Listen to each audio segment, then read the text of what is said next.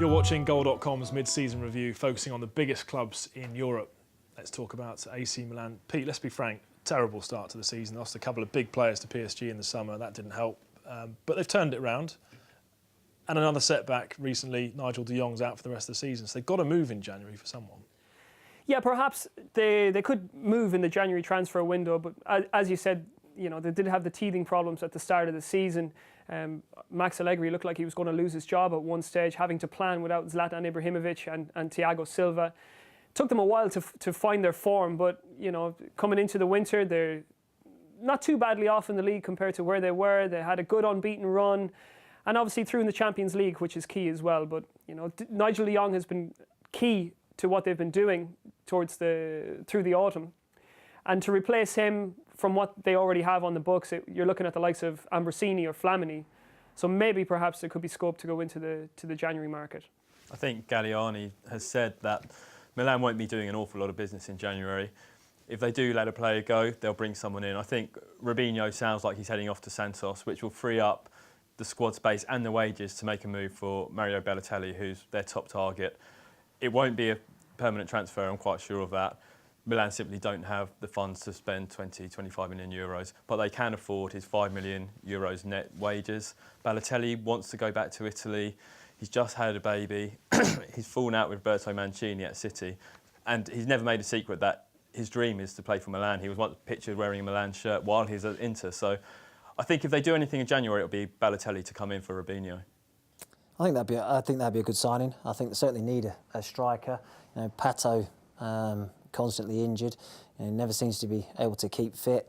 So it is an area I think that they need to strengthen, and it would seem a sensible move. I think that Balotelli at Man City causes one or two problems, and you know, he has his moments with Mancini. So to go back to Italy would make sense to me. I think he's a very, very volatile character. He probably needs a change, and Milan are willing to take the gamble. And Galliani and Berlusconi made it clear in the past that they're huge admirers of him. They're linked with him pretty much every transfer window. But how much do they really need a striker? Because El Shaarawy's on absolute fire. He's Milan's top goal scorer, and he's really stepped up to replace Ibrahimovic this season. But with Ibrahimovic gone, Pato gone, Robinho potentially going, you need to have backup as well, don't you? Yeah, and as you say, El Shaarawy has emerged from beyond that shadow, which was Zlatan Ibrahimovic. I don't know how much one player can dominate the landscape at a club, but certainly it seems that El Shaarawy has really found his comfort zone since Ibrahimovic is gone, and he leads the scoring charts obviously in Serie A. So, yeah, but you always need capable deputies, and Gianpaolo Pazzini has not really provided that cover that Milan need. So maybe they could be looking at a little bit of firepower up front. I think you make an interesting point there about how, you know, someone can dominate a dressing room, even like Ibrahimovic, for instance, and some of the younger players can then flourish when that character goes. You know, Ibrahimovic is a strong character that dominates on the field and in the dressing room by all accounts. So when he goes, sometimes the younger players then can have an opportunity to flourish and an opportunity into the first team as well. But when you talk about characters that dominate the dressing room, that's why if I was Milan, having covered Man City a fair bit, that's why I'd be worried about bringing Balotelli into that dressing room, because he's caused nothing but trouble. And Jose Mourinho says Balotelli's the most difficult player he's ever worked with. He's just so difficult to handle. He's so unpredictable. He's an undoubted talent, but as Roberto Mancini's been saying, and Roberto Mancini is like a father figure to Balotelli, and even he hasn't been able to work him out, hasn't been able to get the best out of him. And Mancini said Balotelli's throwing away his career. What about Allegri then? How can he handle Balotelli?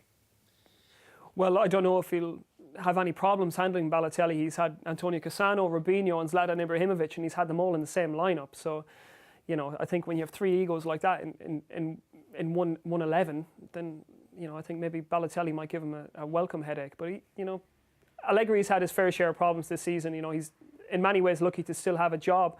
And I think if Milan's expectations from boardroom level were any higher than they are, he would be out of a job. But I think they're probably just thankful to be in touch, I would say, with the Champions League places in Serie A and also through to the Champions League knockouts. Because when you look at that, certainly from a defensive point of view, when you're talking about a team that boasted Costa Curta, Maldini, Tassotti, Baresi once upon a time, and you know the likes of Zapata and Yepes, they're inept.